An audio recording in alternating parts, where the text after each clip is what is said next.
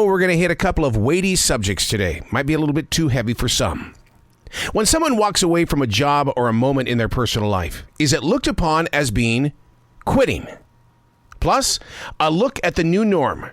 Is humanity looking at the end of times? My name is Arroe. I am a daily writer, a silent wolf.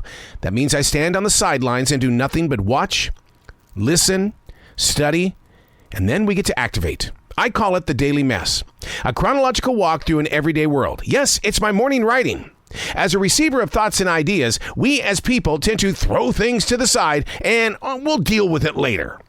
When a subject arrives inside of me, I know it's time to dig in. It's still keeping that daily journal, but by doing the research, the pictures become clearer. This is the Daily Mess. Observation number 43. Is it quitting when someone walks away?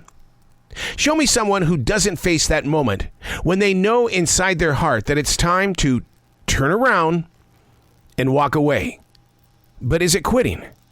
I deal with this because so many people who once supported me in the world of terrestrial radio continuously ask, why don't you go back to corporate broadcasting? They don't agree with my reasons for walking away from that team. But was it quitting? Experts say yes and no. Starting first with mindfully walking away. The physical act of courage, self-respect, and it has the strength to build up one's well-being, often seen as being the best solution. Now, let's look at physically quitting. A personal choice. Nothing left to give or prove. Staying doesn't serve as an interest. Stressed out plays a huge role in the game of quitting. The key difference between quitting and walking away is intentionality. We should always be ready to review our goals, be honest with your desires, and reevaluate the priorities. The number one reason why we should walk away?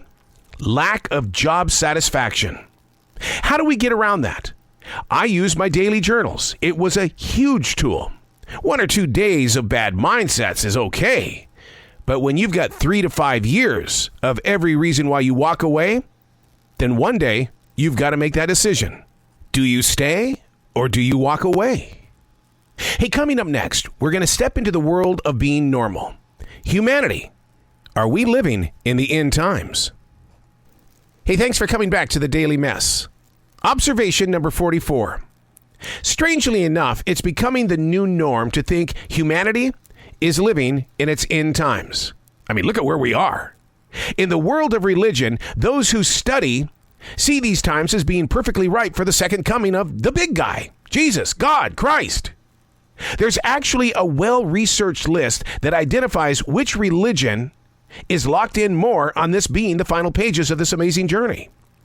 Although this research is currently sitting in front of me, I invite you to get your own interpretation at pewresearch.org. What I see may not be what you see.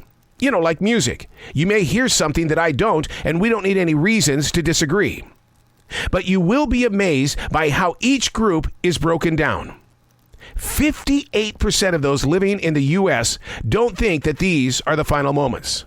Now, toss in those who are religious, and those numbers instantly change to 47% believe, this is it.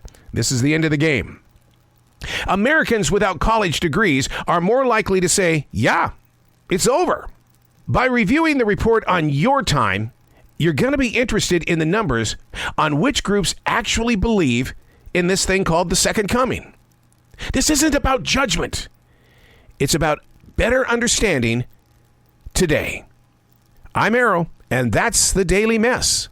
This is what I was writing while the sun was waking up on a brilliant new day.